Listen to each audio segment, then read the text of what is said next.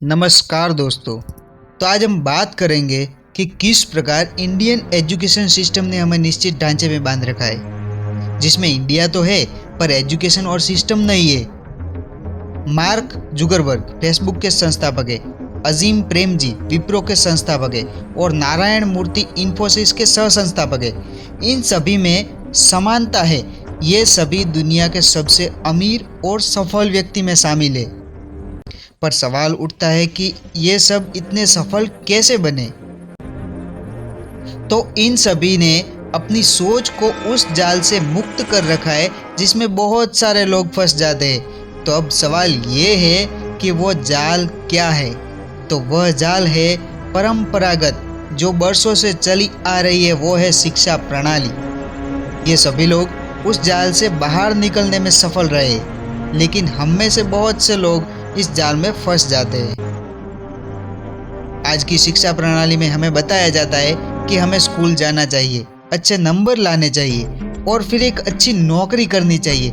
लेकिन क्या वाकई यह लाइफ का एक मात्र रास्ता है? क्या सिर्फ एक डिग्री हासिल करना और 9 से 5 की नौकरी करना ही हमारी मंजिल होनी चाहिए? तो जानिए इस वीडियो में कैसे शुरू हुआ ये एजुकेशन ट्रैप। 24 अगस्त 1608 व्यापार के उद्देश्य से भारत में सूरत बंदरगाह पर अंग्रेजों का आगमन हुआ था। लेकिन 7 वर्षों के बाद सर थॉमस रो की अगुवाई में अंग्रेजों को सूरत में कारखाना स्थापित करने के लिए शाही फरमान प्राप्त हुआ। जब उनको पता चला कि इंडिया बहुत ही अमीर देश है, तभी से इंडिया में राज करने के खातिर उन्होंने एक गेम खेली, जिसमें उन्होंने एजुकेशन को मोहरा बनाया और धीरे धीरे उन्होंने हमारे भारत पर शासन करना शुरू किया। जब अंग्रेजों ने भारत पर शासन किया तो उन्होंने ऐसी शिक्षा प्रणाली बनाई जो उनके हितों की पूर्ति कर सके। उनका मुख्य उद्देश्य था कि एक ऐसी जनसंख्या तैयार करो जो उनके प्रशासनिक कामों को संभाल सके और उनके आदेशों का पालन कर सके। लॉर्ड मैकॉले ने 1835 में भारतीय शिक्षा प्रणाली को पूरी तरह से बदल दिया।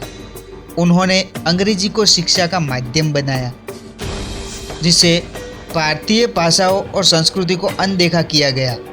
उनका उद्देश्य था भारतीयों को ऐसा बनाना जो अंग्रेजों के प्रति वफादार हो और उनकी नौकरियों में सहायक बने। इस शिक्षा प्रणाली में सिर्फ गणित और विज्ञान पर जोर दिया गया, जबकि भारत समाज में महत्वपूर्ण दर्शन, नैतिक मूल्य और व्यवहारिक ज्ञान जैसे विषयों को हटा दिया गया। अंग्रेजों का लक्ष्य था भारतीयों को केवल एक वर्कर के रूप में तैयार करना। उन्होंने ऐसा सिस्टम चाहिए था जिसमें लोग सिर्फ आदेश माने, सवाल न करें और उनकी योजनाओं का पालन करें। उन्होंने एक ऐसी शिक्षा प्रणाली बनाई जिसमें बच्चों को रटने पर जोर दिया जाता था, न कि सोचने और समझने पर। कितने लोग हैं जो जानते हैं कि जीवन में क्या करना चाहिए? हमारे स्कूल और कॉलेज हमें वही सिखाते हैं जो उन्हें सही लगता है, लेकिन शायद वह हमारे जीवन के लिए उतना उपयोगी नहीं होता। हमें ऐसे असाइनमेंट दिए जाते हैं जो हमारे जीवन में शायद ही कभी काम आएंगे।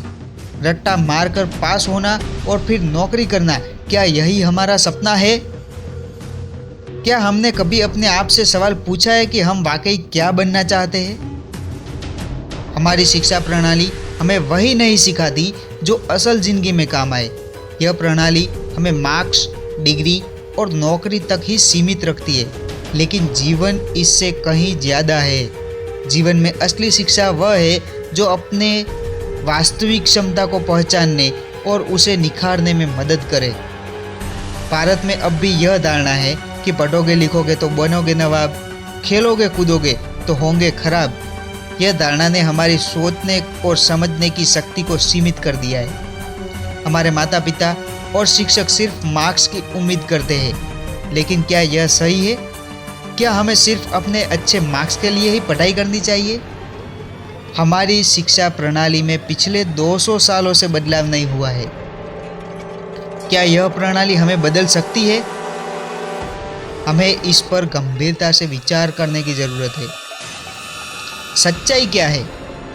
तो सच्चाई ये है कि हमारी शिक्षा प्रणाली हमें केवल नौकरियों के लिए तैयार कर रही है।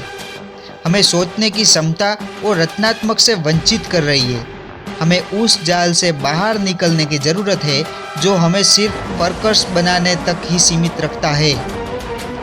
अपनी ज़िंदगी को खुद समझो, अपने सपनों को पहचानो और उस दिशा में कदम बढ़ाओ। शिक्षा जरूरी है, लेकिन सिर्फ वही शिक्षा जो आपको अपने जीवन में सफल बनाए। जो चीज़ें आपके जीवन में काम आए उनसे बाहर निकलने का साहस करो। मैं आपका दोस्त हमेशा आपके साथ हूँ। धन्यवाद। जय हिंद।